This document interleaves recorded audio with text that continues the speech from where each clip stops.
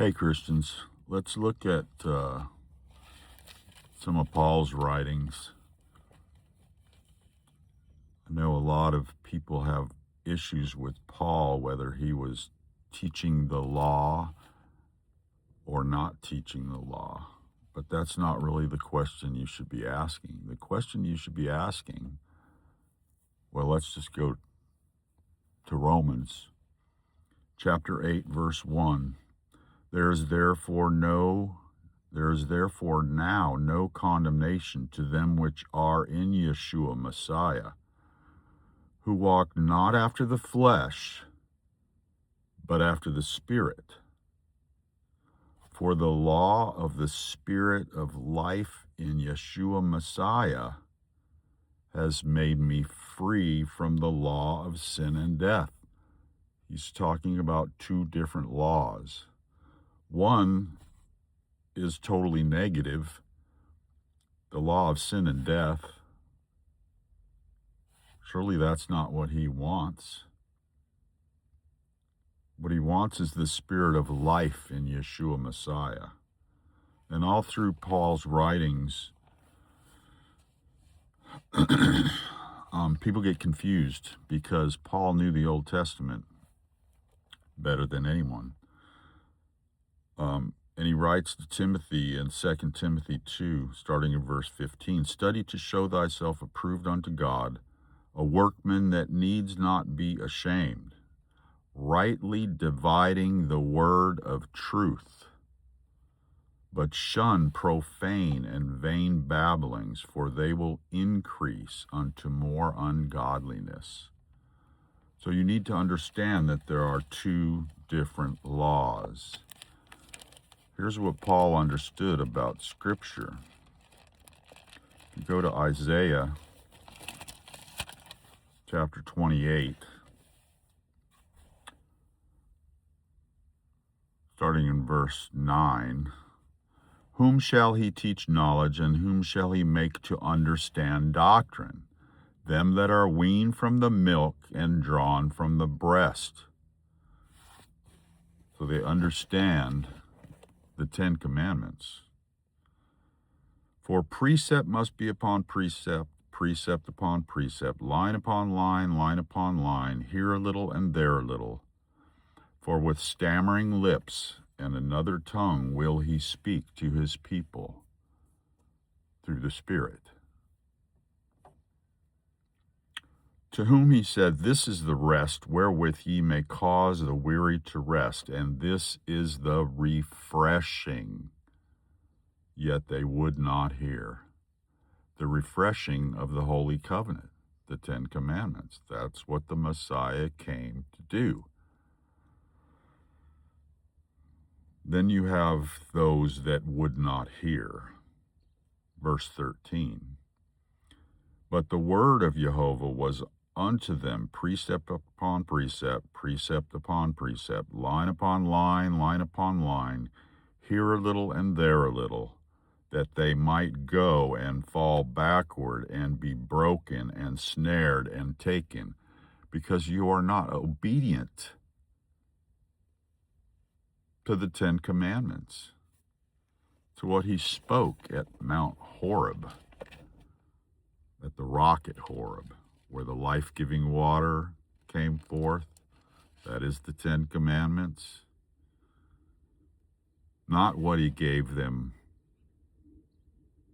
at Sinai, at Mount Sinai, which is the law of sin and death. Because they transgressed the Ten Commandments, they were given the schoolmaster, the sacrificial law. In order to understand Paul, you need to rightly divide the word. So, Paul goes on in other writings to tell you that if, yes, the Ten Commandments and the sacrificial law were not given to the Gentiles,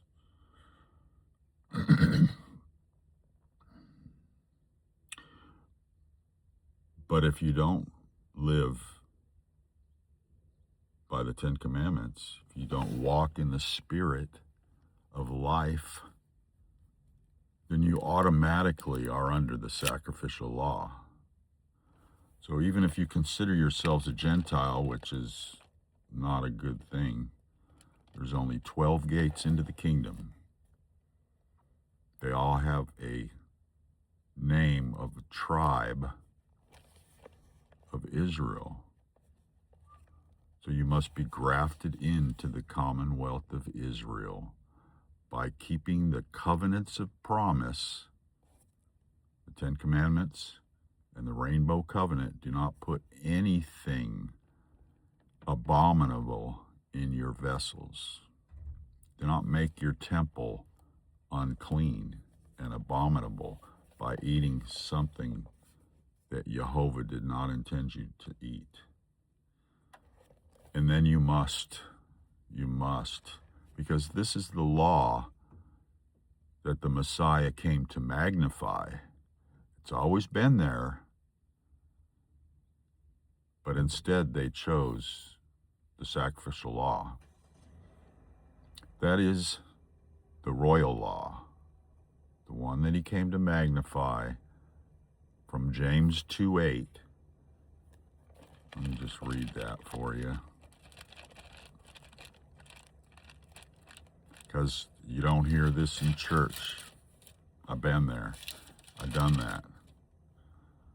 James 2:8, if ye fulfill the royal law according to the scripture, which means it's written in the scripture, thou shalt love thy neighbor as thyself, ye do well. But if ye have respect of persons, ye commit sin, and are convinced of the law as transgressors, sinners.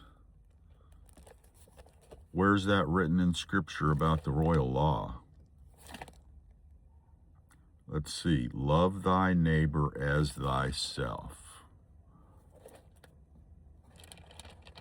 Go all the way back to Leviticus.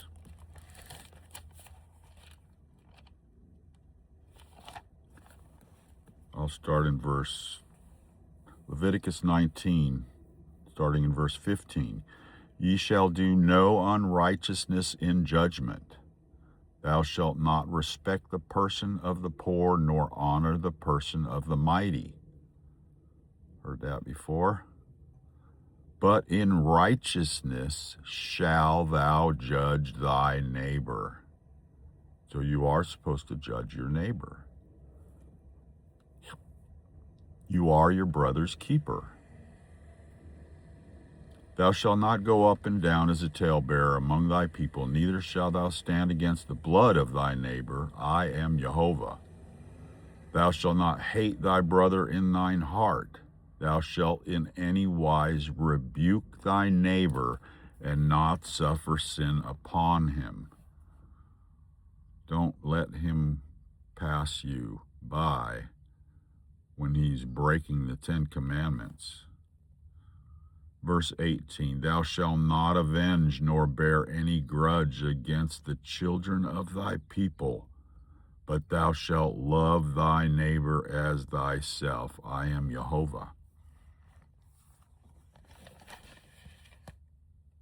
Keep the Ten Commandments, eat clean, and fulfill the royal law.